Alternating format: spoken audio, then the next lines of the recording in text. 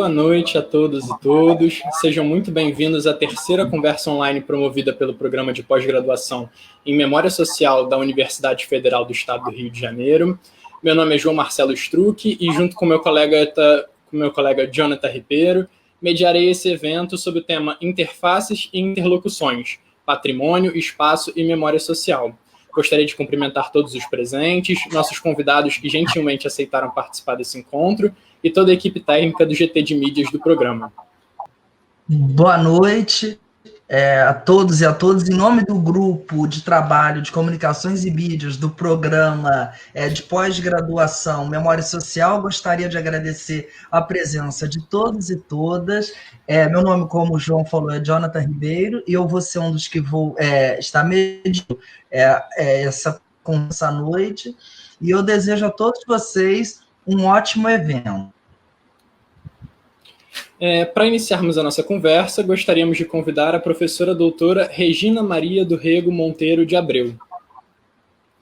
A professora Regina é graduada em Ciências Políticas e Sociais pela Pontifícia Universidade Católica do Rio de Janeiro e é mestre e doutora em Antropologia Social pela Universidade Federal do Rio de Janeiro.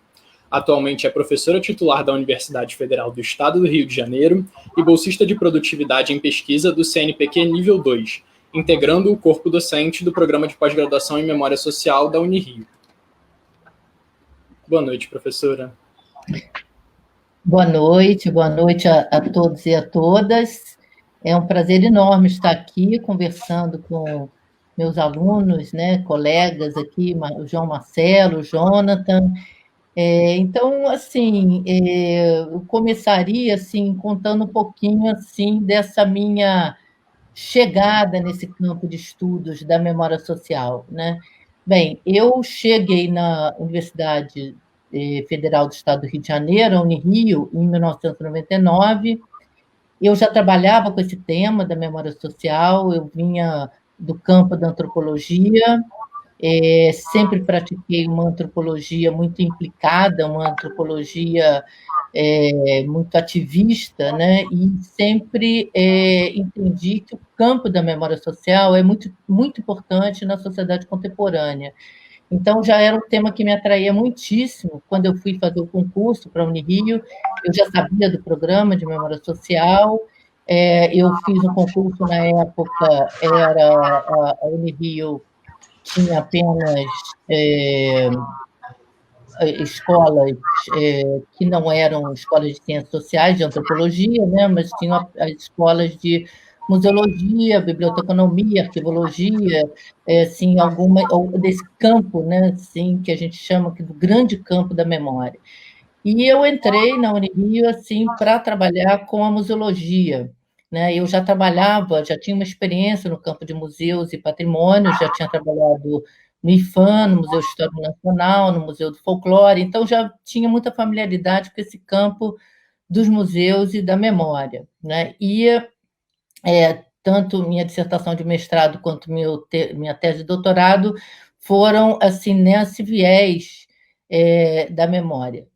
Então, eu, quando entro na Unirio, eu já imediatamente entrei para o programa de pós-graduação em Memória Social, que na época era apenas um mestrado. Ele não tinha ainda o doutorado, ele tinha uma relação muito forte com a história, tinham vários historiadores no programa, que não era programa ainda, era apenas um mestrado, e começamos a trabalhar com, assim, inclusive não havia ainda a linha de memória e patrimônio, E nós, assim, fundamos a linha, Vera Dodebê e eu, que Vera me propôs, assim, vamos fazer uma linha de memória e patrimônio, eu achei interessante, porque era já o meu campo de estudos, e nós, então, começamos esse trabalho com o patrimônio na época, mestrado em memória, que era memória social e documento, Depois, assim, foi feito o programa, com mestrado e doutorado, e a linha cresceu, assim, com vários professores, assim, muito interessantes e muito dinâmicos, O professor José Ribamar Bessa Freire, na época tinha o professor Mário Chagas, do campo dos museus, também um professor muito dinâmico, depois entrou a professora Leila Ribeiro, enfim, tinham professores também assim de pós-doutorado, enfim, assim a linha foi ganhando um corpo, uma visibilidade, né? E nesses anos todos assim de trabalho, né, assim, eu sempre assim gostei muito e acreditei muito e continuo acreditando na interdisciplinariedade. Eu penso assim que a interdisciplinariedade é o campo de estudos do futuro. Eu acho que não tem mais espaço para assim áreas muito fechadas em si mesmas, em campos disciplinares muito fechados, né? Penso que o conhecimento é um conhecimento que se abre cada vez mais para essas trocas, né? E essa ideia da interdisciplinaridade sempre me atraiu muito. Então, o programa com suas linhas, né? Assim, sempre foi muito arejado, né? Porque nós temos colegas do campo da antropologia, da sociologia, da ciência política, da filosofia, da psicologia, assim, de muitas letras, né? E os alunos... Professora, peço perdão de te interromper, eu gostaria de convidar o professor Javier para se juntar a essa conversa, aproveitando que a senhora mencionou os colegas. Aproveito agora, então, para convidar o professor Javier Alejandro Lifshitz. O professor Javier possui graduação em Ciências Sociais pela Universidade de Buenos Aires, mestrado em Desenvolvimento, Agricultura e Sociedade pela Universidade Federal Rural do Rio de Janeiro e doutorado em Sociologia pelo Instituto Universitário de Pesquisas do Rio de Janeiro. Atualmente é professor adjunto do Departamento de Ciências Sociais da Unirio, integrando o corpo docente do Programa de Pós-Graduação em Memória Social. Boa noite, professor Javier. Retomo a palavra à professora Regina. Peço perdão pela intervenção. Não sei se talvez, assim, já que o Javier entrou, talvez o Javier pudesse também, assim, né, assim, se apresentar assim, e falar um pouquinho da linha, né, e depois eu continuo. Tudo bem, Regina? Tudo bem, Jonathan? João? Bom, a gente entrou um pouco a destempo, mas coisas da pandemia, não? A gente se vai adequando um pouco às condições, não? Regina, se você quiser continuar, eu depois faço a apresentação. Você que sabe. Enfim. Então, assim, o que eu estava comentando, assim, é essa relação do programa, né, assim, com a interdisciplinariedade, né, que sempre foi uma coisa que me atraiu e é algo que nós estamos construindo há muitos anos, né? Assim, hoje, essa área é a maior área na CAPES, né? Assim, a área que mais cresce é a área interdisciplinar. Agora, é um grande desafio porque nós temos, assim, muitos nichos disciplinares no campo acadêmico, né? Então, assim, quebrar essas resistências, sim, é um desafio muito grande, né? Então, eu penso, assim, que o programa sempre me trouxe muitas alegrias, acho muito rico que nós tenhamos na Unirio um programa onde cabe todo mundo, né? Cabe todo mundo, porque nós já tivemos alunos que vêm da medicina, alunos que vêm do jornalismo, vêm do direito, vêm assim, quer dizer, a memória é um campo muito que agrega muito, né? Então, eu acho que nesse sentido, assim, quer dizer, eu falei um pouquinho da linha, né? Assim, os professores da linha e como é que a linha foi se formando, né? Assim, nós temos assim alguns professores da casa da Unirio que chegaram a se formar pelo programa, né? Porque quando eu entrei na Unirio tinham muitos professores que não tinham mestrado, doutorado, então o programa também ele acabou qualificando também muitos professores que hoje estão no programa de pós, né? Eu fico pensando, assim, em relação aos alunos, né? Quer dizer, ao destino, assim, desse programa de pós-graduação, né? Assim, por que memória social, né? Porque eu acho que é o tema de um livro que nós organizamos, né? Por que investir na memória social no contemporâneo, né? E se a gente pensar nesse momento, né, assim, que estamos num futuro tão incerto, né, esse momento de pandemia, esse momento de de tantos pânicos, né, tantas dificuldades, né, tantas tristezas, né, assim, investir na memória, né, assim, por quê? Por que investir na memória, né?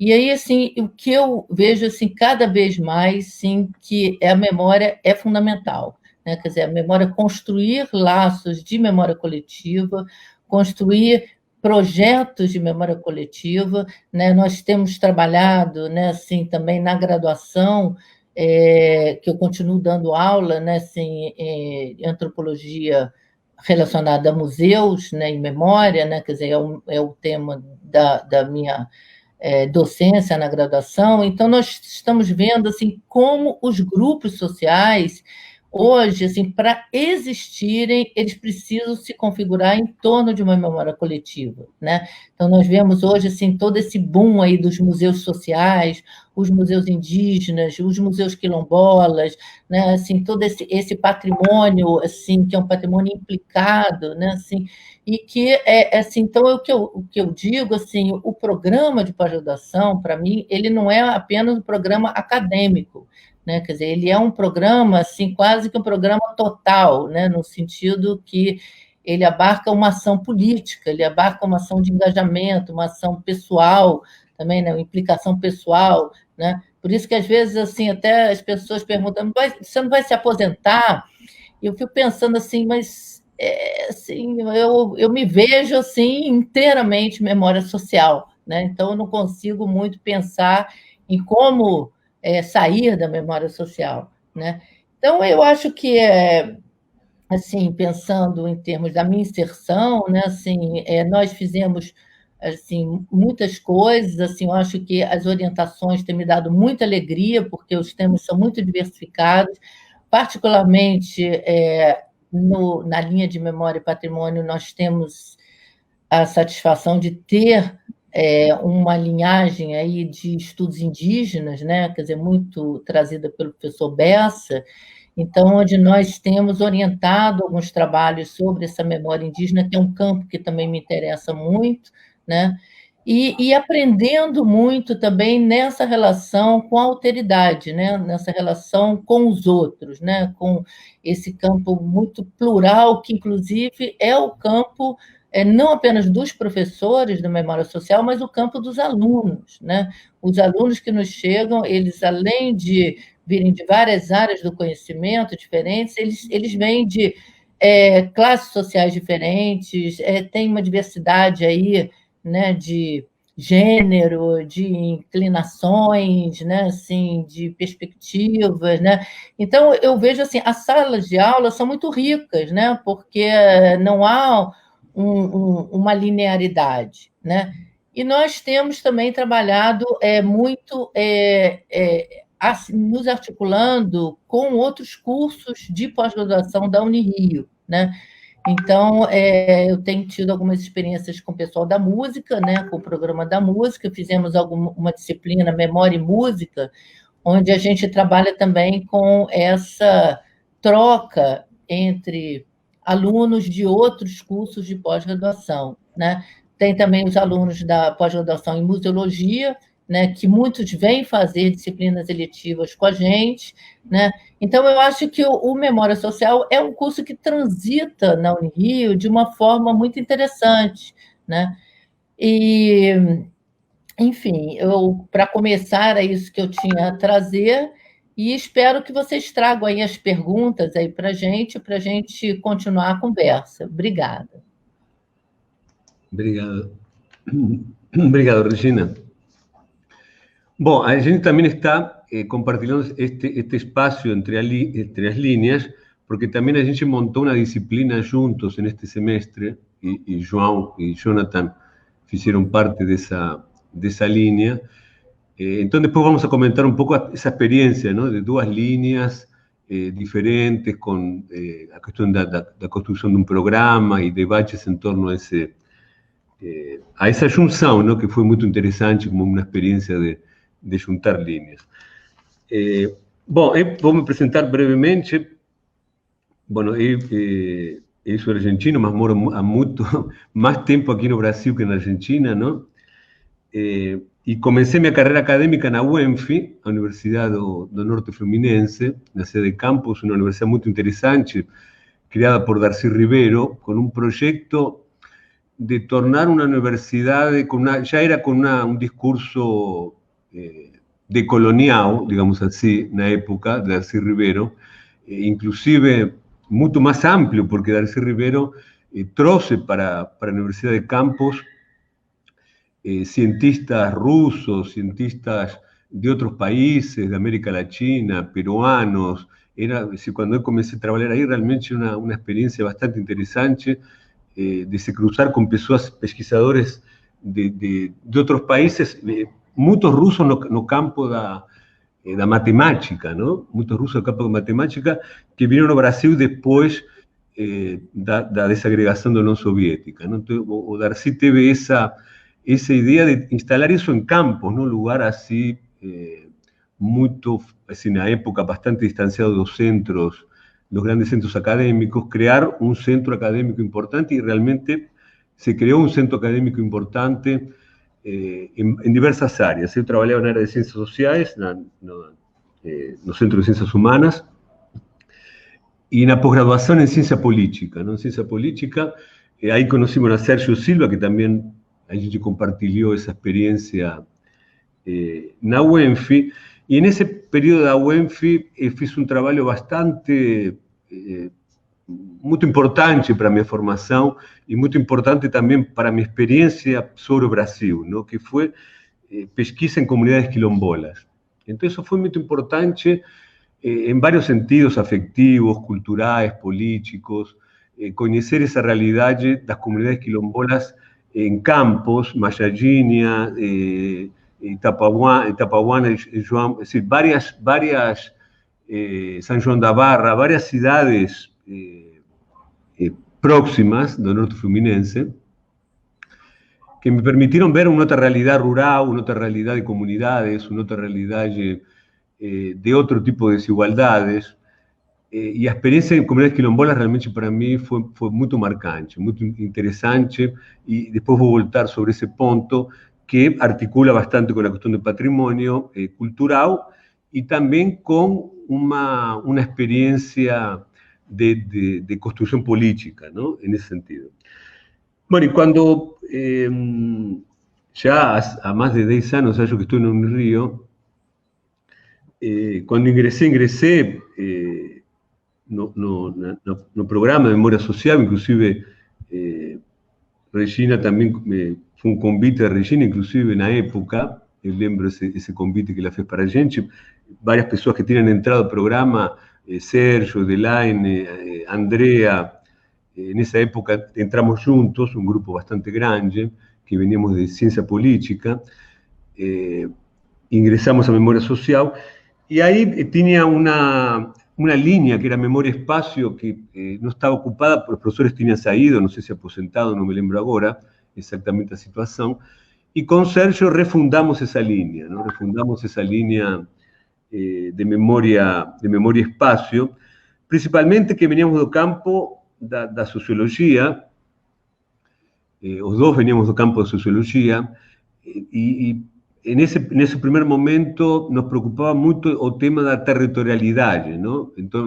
a memória do território, os territórios dos quais a gente vinha, esse vínculo entre um espaço que tem muito a ver se a memória não se construi da mesma maneira em espaços diferentes, se a marca do espaço na memória, a marca do lugar, e nessa direção fomos construindo essa linha, que depois Delaine se incorporou, Delaine Gomes, Andrea López se incorporou, bueno, Sérgio, claro que a gente fundou, outros professores que passaram e depois tiveram outras trajetórias, como Agripa, que também passou por essa linha, e ultimamente Camila Moraes, que se incorporou essa linha. Essa linha tem uma particularidade que são pessoas do campo das ciências sociais, não? Então, eu sou sociólogo, Sérgio é sociólogo, Andrea é socióloga, Camila es socióloga, Edilene es antropóloga. Entonces, esa junción entre antropología y sociología, Agripa era ciencia política, es de ciencia política, más ya no está más en el programa en la línea. En esa conjunción entre antropología y sociología, fuimos construyendo trayectorias, y yo diría que más que una línea, como en todas, no solo en nuestro caso, sino todas, más que una línea, es una curva, ¿no? Es una curva, ¿por qué? Porque son trayectorias diferentes que en algún momento van se juntando, ¿no? Entonces aquí estaba pensando un poco en esas junções, que acontecen no tiempo todos, sino tiene a ver con proyectos, momentos diferentes en la trayectoria de cada uno, percursos que uno va construyendo.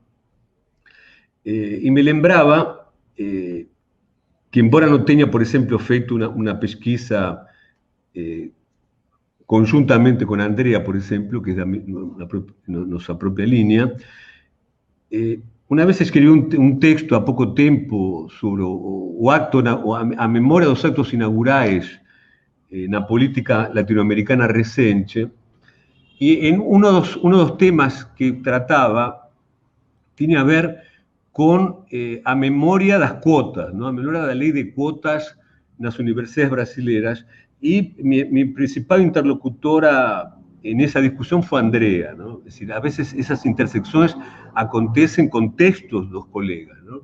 Y Andrea, que viene trabajando muchos años en las acciones afirmativas, en la política de cuotas, fue una referencia para mí importante en ese aspecto de alguien que está por dentro a muchos años de las acciones afirmativas y la política de cuotas. Entonces, esos diálogos a veces son a través de los textos de los colegas, ¿no? Y eso acontece mucho en nuestra línea, ¿no? Referencias, en este caso, claro, ¿cómo hablar de cuotas sin hablar sobre una colega que viene trabajando mucho tiempo sobre eso, ¿no? En el caso de Lane, ella trabaja en una línea de pesquisa que tiene a ver con religión y política, con religión y preservación material e inmaterial con relación a religión, a dimensión religiosa, desde el punto de vista antropológico, y con ella también tuvimos diversas diálogos a lo largo de todo este percurso, con relación a esa junción entre religión y política, ¿no? Claro, estamos viviendo un momento también sanitario muy singular, más también un momento político muy singular, donde esa dimensión religiosa ocupa un espacio importante, ¿no? Pensar que los clásicos de la sociología prevían un declinio de la dimensión religiosa, y lo que vemos es una reemergencia, por lo menos en América Latina, principalmente en Brasil, muy poderosa, muy importante, ¿no? Entonces, ese diálogo con Edilene pasa un poco por, desde la antropología, olear, voltar, descubrir esa experiencia, esa gran experiencia que ella tiene en esa dimensión sobre lo religioso, ¿no? No caso, bueno, con Sergio ya es todo un percurso bastante juntos, somos muy amigos hace mucho tiempo, y él viene trabajando a mucho tiempo sobre el tema de la fotografía, de la cultura visual, de la estética. Entonces vengo acompañando mucho inclusive en campos, hicimos experiencias con fotografía, él haciendo pesquisa, él haciendo fotografía en las comunidades, con una producción que a algún momento deberíamos resgatar, porque realmente fue muy interesante. Eran fotografías en preto y blanco en esas comunidades. Ya tenemos un percurso que ya ven de esa época de campos, ¿no?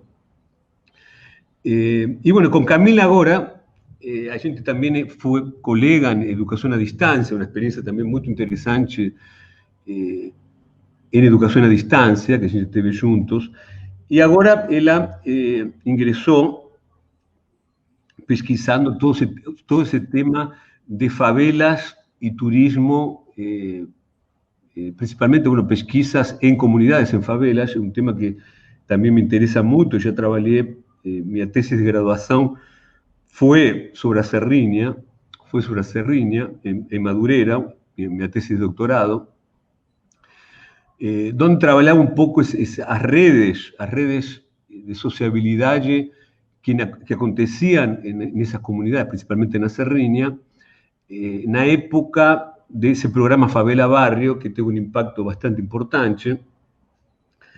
Y ciertamente Camila es una referencia importante en los estudios de sociología y de antropología sobre favelas, ¿no? Sobre favelas en el mundo contemporáneo. Entonces, digamos que fue toda una conjunción de intereses para a gente mantenerse en esa línea, de los colegas, de este conjunto de colegas. Y digamos que a particularidad, si tuviese que pensar en la particularidad de una línea que trabaja en memoria desde el punto de vista de las ciencias sociales, yo diría que hay una atención especial al tema do presente, ¿no? Al tema do presente, porque a sociología, principalmente a sociología, y también a antropología, tiene una mirada especial sobre el presente, ¿no? Me lembro que Foucault, en Las palabras y las cosas, dice que o saber sociológico, saber ciencias sociales, un poco ven a quebrar toda una conjunción de construcción de saberes, de ciencias, que se pautaban mucho en la clasificación y nas taxonomías, ¿no? Que vienen del campo de la biología, del campo de la física. Y a sociología trae un poco el tema de la historia, el tema de la temporalidad, como un aspecto central, y el tema de la mudanza, ¿no? Del movimiento, que tiene a ver con la historia, y el tema de la mudanza y el movimiento. Por eso, esa mudanza, ese movimiento que a veces tiene a ver con la razón, a veces tiene a ver con el progreso, es decir, como características atribuidas a esa mudanza histórica.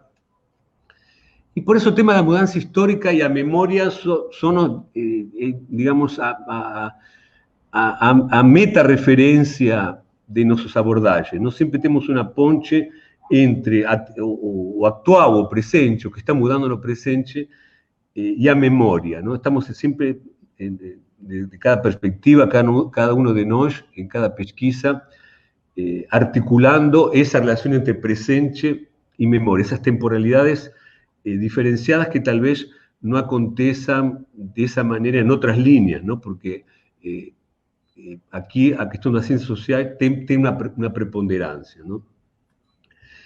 Y en el momento actual en el cual todo parece se acelerar, a pesar de la pandemia, todos nós, cuando falamos de nuestra actividad docente dentro de la pandemia, hacemos de una manera u otra alusión a ese tiempo muy acelerado, ¿no? Inclusive, como uno diría, bueno, uno está en la casa, se disloca menos, tiene menos, espacialmente se disloca menos, entonces iría todo mucho más lento porque uno está en la propia casa donde la temporalidad supuestamente es diferente.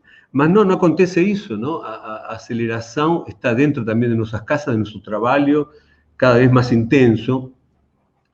Y yo creo que en este mundo contemporáneo a memoria social es un poco una manera de desacelerar y afastar o esquecimiento, ¿no? Porque a aceleración tiene a ver con esquecimiento, y las producciones sobre memoria, yo acredito en este momento tan especial, tiene a ver con la desaceleración, tiene a ver con una otra temporalidad que a gente tiene que dejar introducir para que este tiempo no sea tan efímero como parecería que está destinado a ser, tomar una distancia de esa temporalidad y crear una otra temporalidad de marcas importantes, en el caso, principalmente en el campo que pesquiso, que es memoria política, marcas importantes de la memoria política reciente, ¿no? Es decir, igual que tiene una función social relevante, a memória social, de essas marcas, tanto no campo do patrimônio, no campo da subjetividade, no campo da memória política, que essas marcas não sejam efímeras, não? Ou que não seja efímera, que sejam marcas realmente, e trazer para o presente, que foi um pouco a proposta,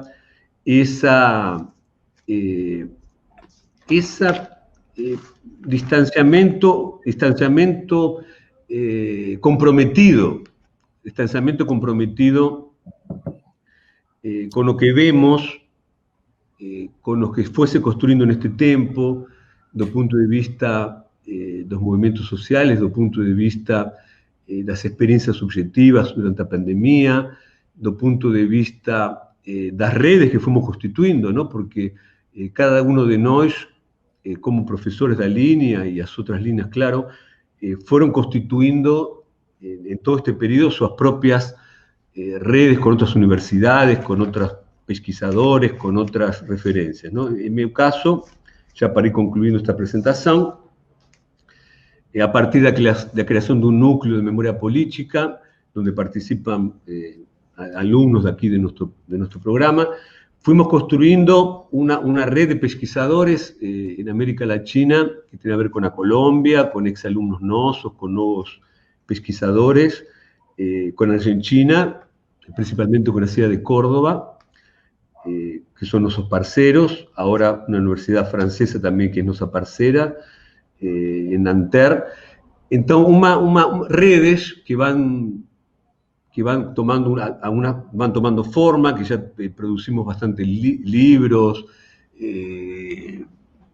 seminarios, congresos, en fin, actividades, y que tienen mucho a ver con la necesidad de intercambiar experiencias, metodologías, de diálogos entre los alumnos, entre los pesquisadores, y convidando también personas que no ven exactamente do campo de nosso campo da memória política, mas que trabalham na memória política, estão envolvidos na memória social, como, por exemplo, Vera Vital Brasil, que é nossa madrina, nosso núcleo de memória política, não? E Ana Mariani, que é nossa outra madrina argentina, do campo da memória política da Argentina. Então, um pouco a apresentação, depois, no diálogo, a gente pode aprofundar mais, mas era um pouco mostrar esse percurso para começar um diálogo. Obrigado.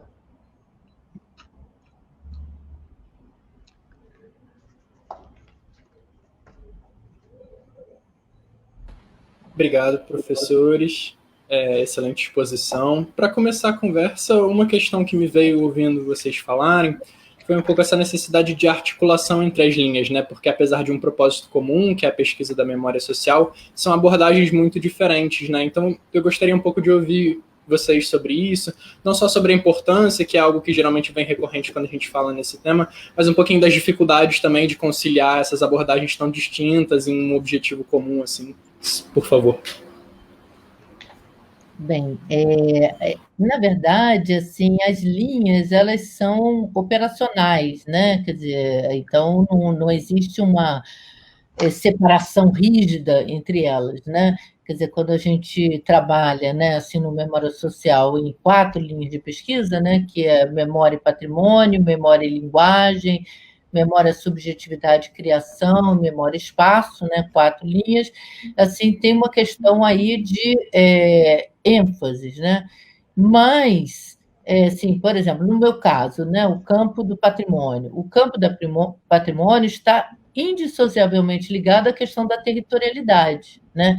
Eu hoje venho trabalhando numa militância muito forte no patrimônio imaterial, né? Quer dizer, já há algum tempo, assim, inclusive nós fizemos um projeto que é o Observatório do Patrimônio Cultural do Sudeste, que é um projeto apoiado pela FAPERJ, né, onde nós trabalhamos, por exemplo, com folias de reis. Folias de reis, elas ocorrem num território específico, elas não ocorrem assim, no abstrato, né? Então, a questão do território, ela sempre atravessa o tema do patrimônio, né? O Antônio Augusto Arantes, que foi um dos mentores do campo do patrimônio imaterial no Brasil, ele fez um trabalho pioneiro, né, em Porto Seguro, onde a questão da memória, a relação das pessoas com aquele território, com aquele lugar, com aquele espaço, era fundante, né, fundamental. Então, assim, em vista disso, né, assim, eu acho que o patrimônio tem toda a relação com o espaço, por exemplo, né? Então, nós tivemos agora essa experiência, né, assim, de trabalhar uma disciplina em conjunto, que é a disciplina Memória Social 1, que é uma disciplina obrigatória, né, assim, que, em geral, se trabalha muito as teorias da memória, e Javier e eu pensamos em trabalhar de uma forma diferente. Nós pensamos em trabalhar em torno de temas geradores, né? Grandes temas geradores, né? Porque assim nós entendemos que quando você trabalha com autores, você fica restrito, né? Quer dizer, ao pensamento daquele autor, né, em relação a diversos assuntos. Né? Mas ao passo que, se você trabalha os temas geradores, você pode atravessar, né, com diversos autores e diversas temáticas, né?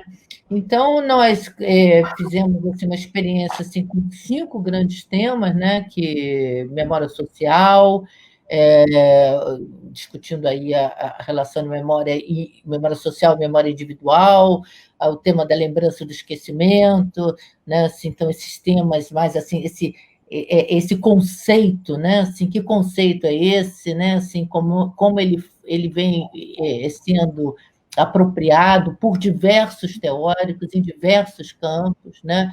Depois, assim, trabalhamos o tema da memória e história, né?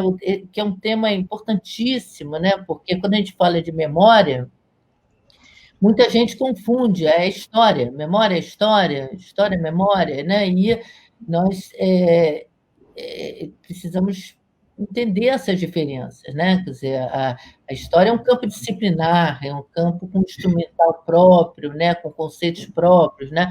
A memória ela está disseminada na sociedade. A memória não é um campo disciplinar, né? A memória é um campo de estudos, né? Mas ela não é assim, não há uma área disciplinar da memória social, né? Então essa relação e essas aproximações e inclusive como a história trabalha a memória como objeto de estudo, né? Então a história toma a memória como objeto de estudo. Então, essas nuances assim, são muito importantes, né? Depois nós trabalhamos o tema específico da memória coletiva, né? A memória coletiva enquanto uma força, né, de construção, né? Algo que se constrói, que é construído, né? Quer dizer, como o Javier estava colocando assim no momento em que vivemos, né, esse momento da contemporaneidade, onde tudo é veloz, tudo é efêmero, tudo assim, nos atravessa, né, de uma forma rápida, né?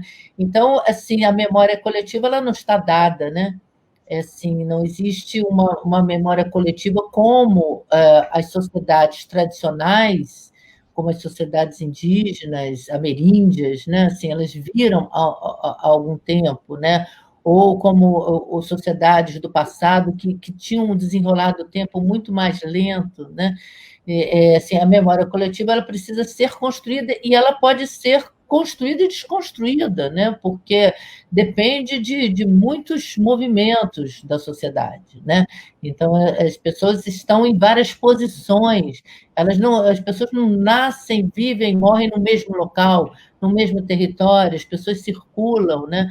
As pessoas mudam, né? Então, é uma sociedade muito complexa, né? Então, essa questão da memória coletiva ela é fundamental, assim, porque sem memória coletiva não há sociedade, né? Se as pessoas são átomos que ficam circulando, assim, né, nas suas individualidades, elas não formam nenhum todo social, né? Então, esse é um tema assim, importante no contemporâneo, mas ele é muito diferente, a memória coletiva no contemporâneo é muito diferente da memória coletiva em sociedades do passado, né? Depois nós trabalhamos assim, o tema de memórias e espaços públicos, né? Que é assim, um tema que hoje vem tomando a cena, né? Hoje a gente tem essa grande discussão sobre os monumentos, as estátuas, afinal, assim, o que a gente coloca no espaço público, né? Quem coloca? Por que coloca, né? Quando uma estátua é erigida no espaço público, que discurso está por trás dessa estátua, né? Assim, que fala, né? Que voz? Quais são as outras vozes, né? Então, assim, a questão dos monumentos, né? Essa questão que, inclusive, tem a ver também com as coleções dos museus, né? Que são escolhas, né? São construções, né? Então, essa ideia de que a memória ela é construída, e ela é construída nos espaços públicos, nos espaços sociais, né? Quer dizer, a gente não está falando de memórias individuais, de memórias nostálgicas ou de memórias num campo mais estritamente individual. Nós estamos falando de memória social, nós estamos falando assim, de memórias em contextos sociais, né? Então, assim, por fim, nós trabalhamos, então, o tema de memórias e estudos de trajetórias, né? Então, como as memórias são trabalhadas assim a partir das experiências particulares, das narrativas particulares, como é que elas são vivenciadas nas subjetividades, né? Então, você vê assim que a gente pode, a partir desse campo da memória social, tomar várias vias, né? Então, quando a gente pensou esse curso, né, assim, que pensamos em conjunto, Javier e eu, nós pensamos exatamente um curso que abarcasse todas as linhas, porque se nós trabalhássemos apenas autores, assim, nós temos, às vezes, um autor que nos formou, que nos diz mais alguma coisa, que nós gostamos mais, né? Mas, ao trabalhar com temas geradores, né, nós podemos atravessar as várias linhas, né? E atravessar também vários autores e tentando entender as diferenças entre eles, né? Quer dizer, qual é a diferença de um Foucault para um Pierre Bourdieu, por exemplo? Por que né? Quer dizer, em que esses autores assim, interferem no campo da memória social e em que eles podem ser ferramentas, trazerem conceitos, né? Mas, assim, de qualquer modo, nesse aspecto relacional, né? Relacionando linhas de pesquisa, né? Porque a gente não está em grupos fechados, pelo contrário, nós estamos em relações, como o Javier colocou, né? Assim, nós estamos o tempo inteiro interagindo, né? Inclusive escrevendo artigos em conjunto. Hoje, a ideia de produção acadêmica é uma ideia assim, de produzir coletivamente, né? Então, nós hoje produzimos muito mais coletivamente, produzimos muito mais em rede, né? Então, isso é muito importante. Só para finalizar, eu só gostaria assim, de complementar assim, na minha apresentação inicial, né, assim, que hoje eu venho vivendo um desafio novo, que é estar ao lado da coordenação com a professora Maria Amália, que também é uma professora, Maria Amália Oliveira, que também é uma professora da nossa linha de Memória e Patrimônio, né? Então, um desafio novo que nós estamos vivendo, inclusive uma coordenação de pós-graduação que vivencia a pandemia, né? Então, uma coordenação toda no modo remoto, né? Assim, muito difícil, porque são reuniões em modo remoto, bancas e produção de documentos, relação com CAPES, com tudo isso, tudo no modo remoto, né? Mas é um desafio assim importante também, assim, no que eu estou vivendo hoje, né?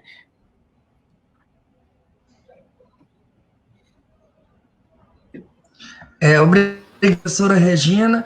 Agora nós vamos para um momento da discussão que nós vamos interagir o pessoal que está acompanhando a nossa conversa. No Facebook nós temos várias perguntas aqui que eu estou vendo, algumas, inclusive, até para colocar fogo na padaria, né? Eu vou começar até lendo aqui a da Letícia. Ela diz assim: boa noite, professores. Atualmente, conflito com o atual governo, que define uma legitimidade do governo militar. Temos pessoas que entendem, outras não. Gostaria de saber dos senhores até que ponto essa memória política gera disputa na atualidade. Ficam os patrimônios tombados como lugar de memória dos que resistiram ao governo militar da época, em um momento em que o próprio governo afirma que não houve ditadura.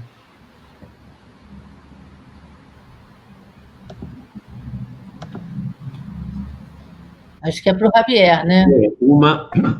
Sim, eu acho que envolve um pouco também os dois, mas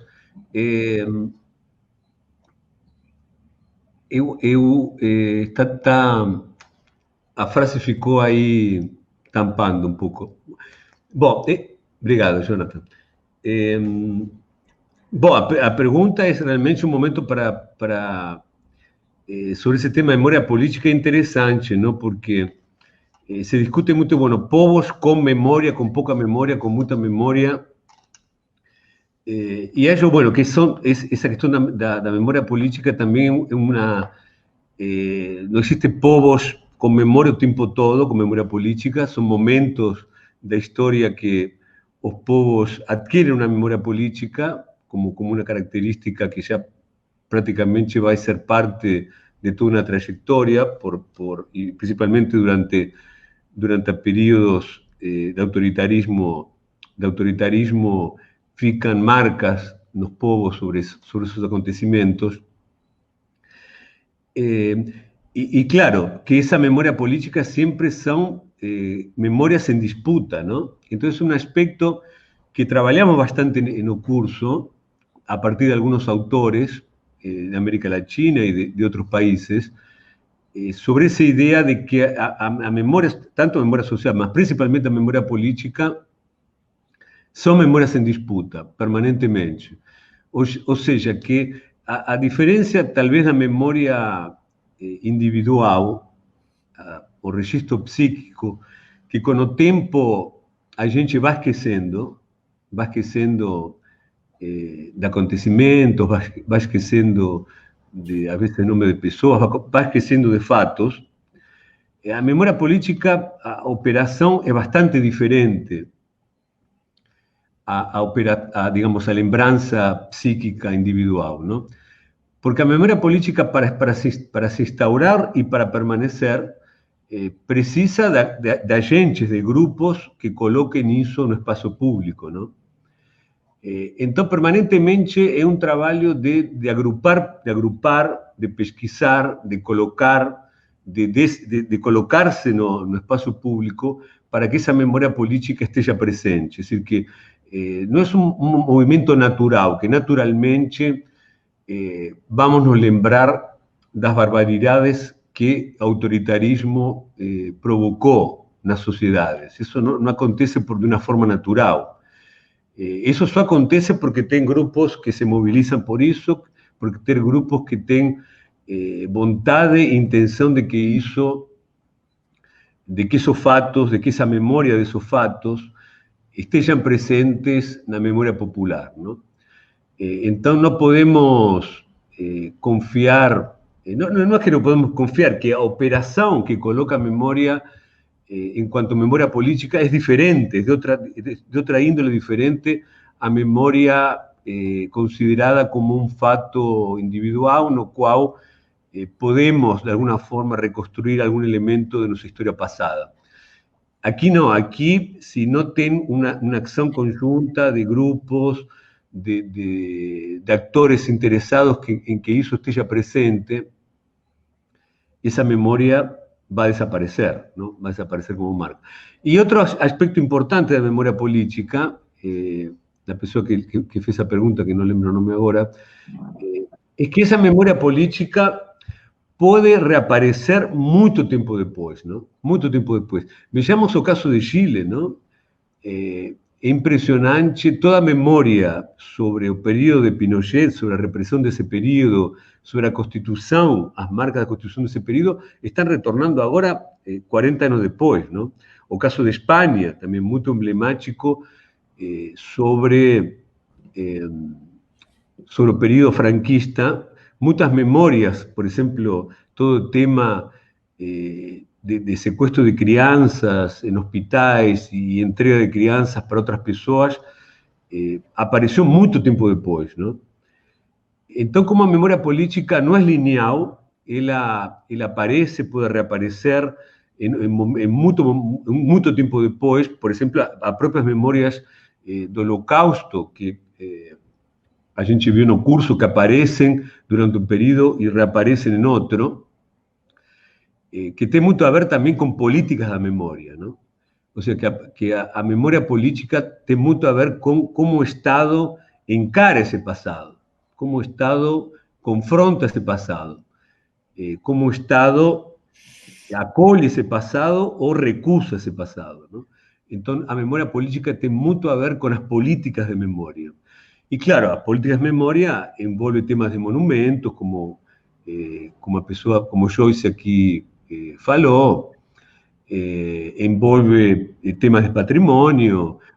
Por exemplo, claro que se corre o risco de que todo um esforço de política pública sobre o patrimônio material, sobre comunidades, e aí vem um vínculo que temos com a Regina de nos interessar pelo jongo, pelo samba da roda, pela produção de uma cultura popular. Eu acho que nos vincula esse interesse pela cultura popular.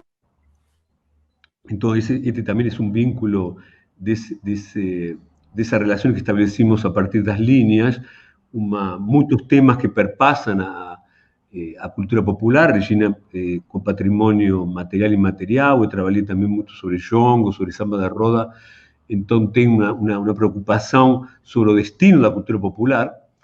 E vemos que todo esse trabalho de muitos anos, de muita política pública, que acontece, bueno, quando o Estado deixa de financiar editais, deixa de promover essas expressões populares.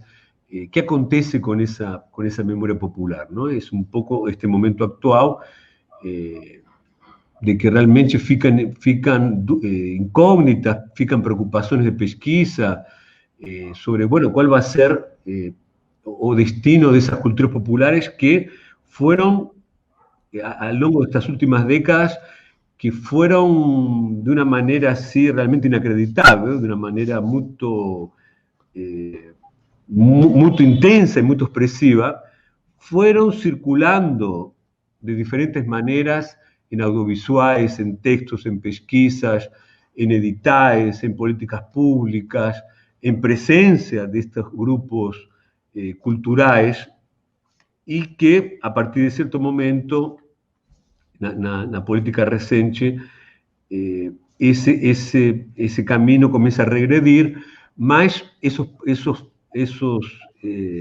grupos continúan actuando, ¿no?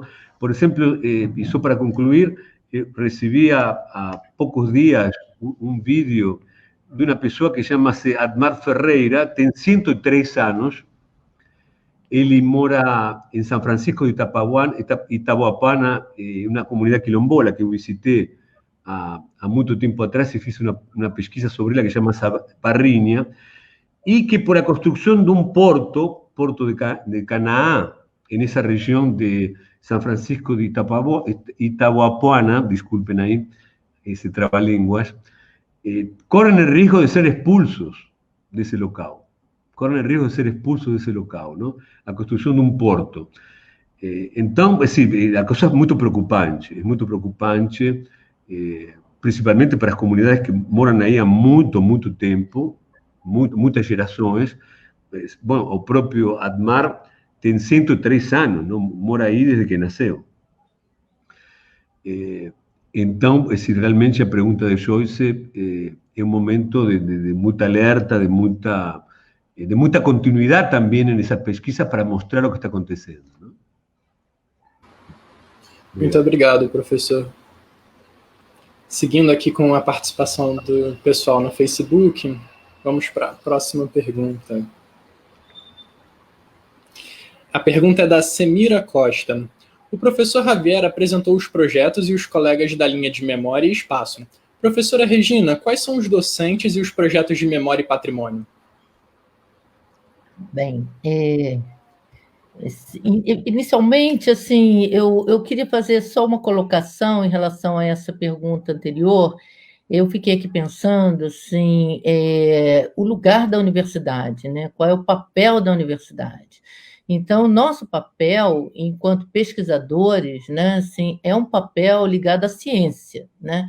Então, com toda a discussão da memória política, política da memória, né? E hoje a gente vê aí o quanto que as redes sociais, né, estão aí com as fake news e esse mar de histórias, né, assim, de versões e versões e versões, né, que querem nos fazer crer que algumas coisas não existiram ou que outras existiram, mas sempre nos achismos, em opiniões e coisas do gênero, né? Eu acho que é importante que a gente defenda aqui, né, se posicione, que interdisciplinaridade não quer dizer estar fora de projetos científicos, né? Então, quando nós fazemos projetos relacionados ao tema da memória, nós estamos pesquisando para saber, assim, de fato, assim, o que aconteceu, o que não aconteceu, assim, então trabalhamos com documentos, trabalhamos com metodologia de pesquisa, nós temos assim um compromisso com certas verdades, né, com uma noção de verdade, né, assim, que é assim um projeto científico, né? Então, eu acho que esse é um ponto assim que a gente não pode perder de vista no campo acadêmico, né? E em relação aos projetos dos docentes, nós temos hoje assim a professora Maria Amália, que trabalha com a relação de memória e turismo. Ela tem vários trabalhos nessa área do turismo, né? Inclusive a tese dela de doutorado foi em relação a uma cidade, né, São João Marcos, né, que foi inundada, né? Então exatamente uma memória que poderia ficar submergida, né? E ela vai discutir um pouco sobre isso, né? E fazendo um trabalho antropológico, né? Ela é uma antropóloga, né, e relacionando com o campo do turismo, que ela atua também na Faculdade de Turismo da Unirio. A professora Vera Dodebey, que trabalha com a área do patrimônio digital, né? Então, essa área da web, e orientando vários trabalhos, assim, não apenas assim usando uma metodologia de trabalho que incorpora as redes sociais nos seus projetos, mas indagando sobre as redes sociais, né? Indagando sobre esse novo modo de funcionar que nós estamos todos submetidos, né? A professora Leila Ribeiro, que está licenciada, mas, enfim, é uma pessoa muito importante na nossa linha, com um trabalho muito importante na área da comunicação, né? Então, articulando também com coleções e o colecionismo, processo de colecionismo. O professor Bessa, que trabalha fundamentalmente com a questão indígena, né, e memória e sociedades indígenas, né? E temos agora, sim, recentemente, né, a entrada da professora Adriana Russi, que foi nossa aluna, uma egressa do programa, e que tem um trabalho sobre coleções e museus, principalmente os museus indígenas e coleções indígenas. Ela trabalhou com os índios Cachuiana, e sobre a construção de uma casa que não se fazia mais, a casa não era feita há muitos anos, e eles refazem a casa em todo o processo de rememorar as técnicas de construção da casa e passar isso para os mais jovens, né? Quer dizer, um modo tradicional de construção, né? Então, a Adriana está chegando agora, né, na linha de memória e patrimônio.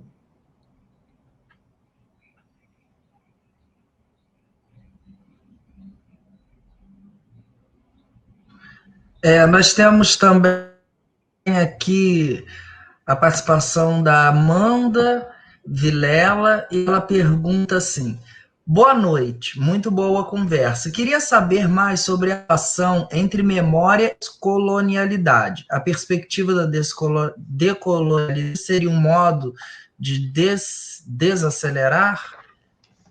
Boa pregunta, ¿no? Si sería una posibilidad de desacelerar. Bueno, no curso uno dos tópicos, no curso que dimos junto con la Regina, si tiene relación con con ese tema, y fue de alguna manera una posibilidad también de retorno a algunos, o curso digo, de retorno a algunos debates y autores y debates que fueron importantes un tiempo atrás, ¿no? En la década de 90, en el inicio del año 2000. Entonces, por ejemplo, vimos textos fueron importantes en ese periodo, o texto, por exemplo, de Spivak, Pode o Subalterno Falar, um texto que foi muito discutido, seria um pouco a possibilidade de retornar esses textos e ver, bueno, que ficou, não? Porque também a gente, às vezes, sigue essa prática de seguir, acompanhar o conceito mais atual no sentido temporal, y esquecer un poco ese retorno a conceptos que fueron muy importantes y que de alguna manera están presentes o fueron reformulados o aparecen de una otra manera. Y otro texto, lembro ahora de Barthes, Los grupos étnicos y sus fronteras, que también fue un texto importantísimo para a questão quilombola e indígena, ¿no? Porque o texto llevó a reformular un concepto de identidade diferente y llevar toda una política pública no plano de los territorios quilombolas, ¿no? Entonces es bueno lembrar que ese texto no campo de antropología circuló mucho y fue un elemento, una referencia importante para ese debate. Inclusive para marcar ese punto de que muchas cosas que discutimos aquí tienen efectos no ámbito público, no ámbito da política, no ámbito das políticas públicas, no ámbito de cómo se eleva una política pública que se fundamenta a veces en conceptos, en perspectivas, y este fue un caso emblemático en ese sentido, ¿no?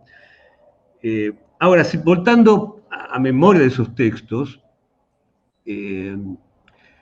yo diría que concordaría en la posición de Amanda de que es un cierto tipo de desaceleración en cuanto nos lleva a pensar un percurso latinoamericano, ¿no? Un percurso latinoamericano. Y un percurso latinoamericano que tenemos que reconstruir permanentemente porque nuestras referencias, sin duda, no son las mismas referencias, exactamente las mismas referencias que, por ejemplo, en la década de 60, donde el tema latinoamericano estaba muy presente, ¿no? Estaba muy presente textos sobre Latinoamérica, textos sobre capitalismo periférico, textos sobre imperialismo, ¿no? Que era un concepto de la época muy presente, ya que estamos hablando de memoria, una memoria de conceptos, eran conceptos que circulaban mucho en la época. Y claro, si pensamos en nuevos percursos latinoamericanos, no podemos voltar exactamente a los mismos conceptos, ¿no? Este retorno nos hace ver que, bueno, que tienen lados en esos conceptos de identidad, por ejemplo, y de apostas postcoloniales que ainda son vigentes y otros no tanto, ¿no? No tanto. Entonces teníamos que, y tal vez el momento sea ahora, embora las circunstancias políticas no sean favorables, mucho pelo contrario, son desfavorables porque muchos países de América Latina están siguiendo por caminos muy diferentes, vean el caso Brasil con Argentina, con a Bolivia, con Chile, con Ecuador, caminos muy diferentes, en algunos casos se conectan, en otros muy distantes, es decir, esa narrativa, ese discurso, esa construcción sobre América Latina precisa ser retomada, y retomar va a tener que pasar por una otra concepción de temporalidad que sin duda no es esta de aceleración total. no es esta de un trabajo continuo, de una acumulación primitiva, de un retorno a una acumulación primitiva absoluta, no es un retorno a la acumulación primitiva absoluta, que está pareciendo ser. Otros caminos vamos a tener que percorrer, y sin duda con otras marcas de temporalidad, y yo arriesgaría que otras marcas de temporalidad, y eso aprendí mucho en las comunidades quilombolas, tiene a ver con la inserción comunitaria. Tiene a ver con la inserción comunitaria. Sin duda, comunitario tiene una otra temporalidad. Pensar también lo comunitario en los ámbitos urbanos, cómo que funciona eso, más sin duda un retorno a una idea de América Latina va a perpasar por una reconstrucción do comunitario. Sin duda, tiene mucho a ver con eso, ¿no? Si tenemos tiempo, gustaría voltar ese tema, mas la pregunta está muy bien colocada, porque la memoria social tratamos con la temporalidad, ¿no? Tratamos con temas de la temporalidad. Obrigado pela pergunta aí, Amanda. Obrigado, professor. Agora temos uma participação da Bruna que um pouco dialoga com a pergunta da Amanda. Ela diz: boa noite, professores. Qual seria a relação da memória política com as fronteiras de grupos identitários? Bom, todas, não? Eu queria fazer uma colocação assim em relação eu acho que a pergunta da Bruna acho que se articula com a anterior, né, com a questão da decolonialidade, e eu queria pensar aqui, né, assim, também o tema da decolonialidade da ciência, né? Então nós sabemos, né, que hoje, né, os grandes editores, as grandes revistas, toda a produção acadêmica, né, ela é majoritariamente de língua inglesa, né, os grandes centros de produção acadêmica, são grandes centros de poder também sobre as academias, né? Então, todo esse debate do decolonial, ele também é um debate da decolonialidade dos processos de produção científica, né? Então, hoje nós sabemos que por exemplo, no campo da antropologia, né, da onde eu venho, né, da minha área, assim, os grandes teóricos hoje são indianos, por exemplo, né, assim, tem grandes teóricos indianos da antropologia, né? Então há uma produção acadêmica grande da antropologia na China, né? Mas assim, o que esses grandes centros de poder fazem, né? Quer dizer, tem uma certa manipulação, né, em torno do poder das revistas consagradas, né, que nos qualificam, que nos medem, que medem a nossa produção. Então, é uma perspectiva, eu acho que a perspectiva do decolonial ela é interessante porque é esse olhar assim, de fortalecer uma produção que é uma produção que não é dos grandes centros, né? Inclusive, assim, essa produção de outros modos de pensamento, né? Hoje, assim, o nosso grande teórico no momento da pandemia é Ailton Krenak, né? Não tem ninguém mais assim do que Ailton Krenak, assim, para falar da pandemia assim de uma forma inovadora, né? Porque ele vem de um outro lugar, né? Está falando de um outro lugar, né? O Eduardo Ribeiro de Castro chama atenção para essa questão, né, do modo de produção de pensamento ameríndio, né? É um modo de produção próprio, né, assim, que formula teorias sobre a natureza, sobre a cultura, né? Quer dizer, eles são teóricos também, né? Assim, criam corpos teóricos. Então, essa é uma discussão que também afeta assim, o campo do conhecimento, né? Que eu acho que é importante a gente pensar, né? Bem, é isso assim, que eu estava querendo assim, para complementar. Nós temos mais uma pergunta da Mira Costa, e ela diz assim: professores, vivemos um momento em que o racismo continua matando muitas pessoas negras no país. O vice-presidente disse que o racismo não existe no país. As ações cotidianas mostram o oposto. Como avaliam a disputa de memória entre a existência e não existência do racismo e as relações de poder entre o que deve ser lembrado e o que deve ser esquecido. Essa é da Semira Costa. Sim. Bom, eu diria, claro, que existem recusas do racismo, não? Umas recusas no sentido de negar alguma coisa que aparece como evidência, ¿no? Como evidente, ¿no? Y ese es un tema que está muy presente en nuestras aulas, nuestras salas de aula, en nuestras universidades, porque, bueno, a partir de la política de cuotas, o universo universitario mudou profundamente, ¿no? Mudou profundamente. Es decir, eu dou aula não só aqui na pós-graduação, sino também na graduação, nos cursos de Ciências Sociais e de História, principalmente, são os cursos que dou mais aulas na graduação. E o tema do racismo é um tema, hoje em dia, que está presente em praticamente todos os temas que estão sendo colocados, não? E, claro, perante os acontecimentos recentes, isso adquiriu uma gravidade e uma urgência que torna necessário reflexões cada vez mais, sí, também genéricas, mas também bastante localizadas sobre problemáticas muito específicas, não? E a memória social, acho que tem muito a contribuir sobre isso, porque o racismo, claro, tem toda uma memória sobre isso, não? Uma memória que foi recusada e que tem que aparecer de diversas maneiras. Nesta semana, por exemplo, só para dar um exemplo disso, nesta semana participei de um workshop na Semana de Ciências Sociais. Aí convidamos uma produtora que fez um podcast sobre Praia dos Ossos, um acontecimento de um assassinato de Angela Denis na década de 70, que foi feito com uma tecnologia muito interessante, um programa muito interessante, que discutimos um pouco na oficina sobre isso.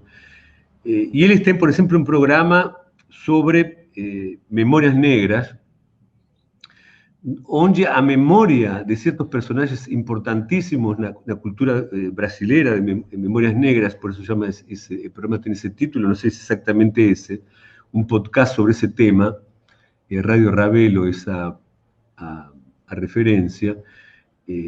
Realmente a gente vê a importância de produção de memórias sobre negros, sobre personagens da cultura, sobre personagens da política, sobre a necessidade de que essas histórias estejam permanentemente presentes e circulando no campo da ciência, no campo das ciências sociais, no campo da cultura, no campo da arte, que essas presencias negras estejam cada vez mais como uma referência na cultura nacional. E por isso esse tipo de programas, esse tipo de intervenções, desde a memória social, desde a memória política, acredito que cada vez mais tem uma significância de urgência, já não do ponto de vista de, bueno, alguma coisa que vai ser pensada, não, de urgência, porque esses acontecimentos são gravíssimos e todo mundo sabe que o tema étnico e as políticas de extrema-direita são muito próximos, não? Então, acho que vai ser um tema que neste tempo, nestes momentos, embora estejamos em pandemia, muitas pesquisas vão aparecer sobre esse campo que exigem uma atenção especial. Obrigado, professor. Professora Regina, se a senhora desejar comentar a pergunta, eu passo a palavra para a senhora. Eu acho que o tema do racismo no Brasil, ele é fundante, né? Que é um país assim que recebeu a maior quantidade de pessoas escravizadas assim do mundo, né? E particularmente o Rio de Janeiro, né? Quer dizer, um porto do Rio de Janeiro onde desembarcaram milhares de pessoas vindas da África, né? Assim, foram aqui escravizadas. Quer dizer, é um país assim que precisa falar sobre essa memória, precisa, assim, falar sobre isso, né? Precisa lidar com isso, né? Agora, eu vejo, assim, que há um processo hoje, assim, de disputas de narrativas, né? Claramente, no campo brasileiro, né? Quer dizer, de um lado, uma narrativa que é essa narrativa da democracia racial, que é a narrativa, assim, do país da cordialidade, onde tudo se ajeitou, onde nós não temos violência, nós somos cordiais, nós somos, assim, fundimos tudo numa cultura do samba e carnaval, futebol, né? Então, essa é uma narrativa muito forte, né? Assim, que está presente na literatura, está presente nos museus, está presente, assim, na política, né? E tem uma outra narrativa, assim, que vem sendo construída, né, assim, inclusive com pesquisas muito sérias, né, pesquisas importantíssimas, né? Nós temos na Unirio pesquisadoras como a Marta Abreu, a Keila Greenberg, né, que são pesquisadoras Ricardo Salles também, que fazem pesquisas sobre o processo de entrada dos negros no Brasil e como é que isso historicamente foi se dando, as relações com a África e tudo isso. E, assim, esse conjunto de pesquisas, né, vai mostrar, assim, esse racismo estrutural, né, esse racismo estrutural que está presente, né, na Casa Grande Senzala, assim, nas grandes fazendas do Vale do Paraíba, né, quer dizer, onde essa aristocracia branca, assim, não se misturava com a população negra, né, e não e até hoje, né, assim, há uma separação muito grande, né, e nós vemos, assim, que hoje, assim, tem um choque de narrativas, quando você vê o Mourão falando não há racismo, né? E os pesquisadores, assim, falando o racismo é estrutural, né? Então, são olhares, assim, que não vão se conciliar jamais, né? Então, é um olhar de disputa, assim, e aí é uma disputa política, mas é uma disputa política e uma disputa que afeta também o plano do conhecimento, né? O plano da pesquisa, né? Porque muitos autores, bons autores, embarcaram no discurso da mistura, assim, da diluição dos conflitos, né? Então, eu acho que nós, da universidade, temos um papel fundamental, né? Um papel, assim, de aprofundar essas pesquisas, porque o que é impressionante, assim, quer dizer, agora a gente teve essa queima de arquivos que foi o incêndio do Museu Nacional, né? O Museu Nacional tinha uma das coleções mais antigas, né, vindas da África, né? Que é uma coleção do Dahomey, né, de um rei africano que deu presentes, né, para o Dom João VI, e que, assim, aqui, naqueles objetos mostra um pouco das origens, né, assim, de africanos que vieram para o Brasil, né? Então, essas pesquisas, né, assim, esses documentos precisam ser revisitados, né, precisam ser estudados. Eu acho que se estuda muito pouco, eu acho que a gente precisa ter mais trabalho. Eu acho que assim, a gente teve aí um projeto político importantíssimo, que foi incluir história da África nas escolas, história indígena nas escolas, né? Quer dizer, tanto o ensino médio quanto nas universidades, e só com pesquisa a gente vai sair dessa disputa, que é uma disputa aí que, assim, ela é muito arraigada, né? Muito arraigada, porque esse discurso, essa narrativa da democracia racial, ela está muito presente, né?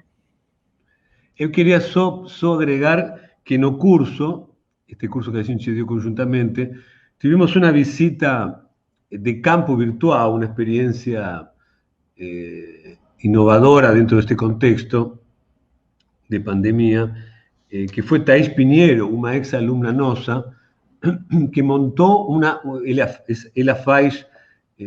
hacía, bueno, visitas ya programadas a mucho tiempo en la pequeña África, visitas presenciales, inclusive acompañando a grupos de extranjeros, de escuelas extranjeras, muchas escuelas americanas, de alumnos negros de Estados Unidos, fazían esa visita con ella, la pequeña África, y hicimos ella organizó un percurso por la pequeña África de forma virtual.